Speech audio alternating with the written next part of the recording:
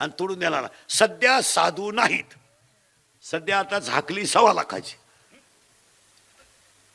आता हे बिचाऱ्यांवर नारायणगिरीची कृपा झाली म्हणून यांचे दिवस चांगले.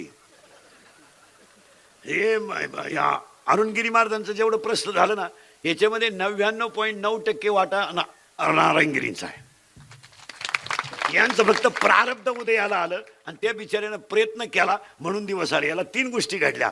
3 गोष्टी घडल्या अरुणगिरींच्या बाबतीत. एक, त्यांचं प्रारब्ध उदयाला आलं, प्रयत्न केले त्यांनी, आणि साधूचा आशीर्वाद मिळाला. नाही तर आता साधू बिदू झाकली 1.25 लाखाची. आता गावठीच भाषेत सांगा तुम्हाला, होऊन गेले ते नारायणगिरी, आहे ते भास्करगिरी. तुमच्यातले निम्म्यापेक्षा जास्त लोकांनी नारायणगिरी जवळून पाहिली. ज्यानं स्वयंपाक केला ना त्याच्या घरी तो महात्मा जेवतच नव्हता.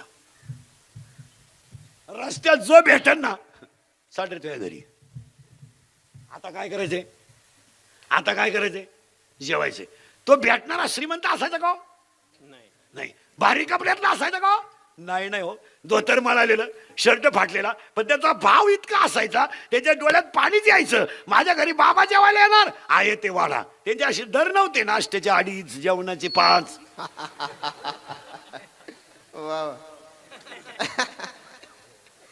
हे असं नव्हतं मी जेव्हा इंदुरीकर जेवायला येईल भाऊ, पण ताटाला 2.5 लावा लागतील.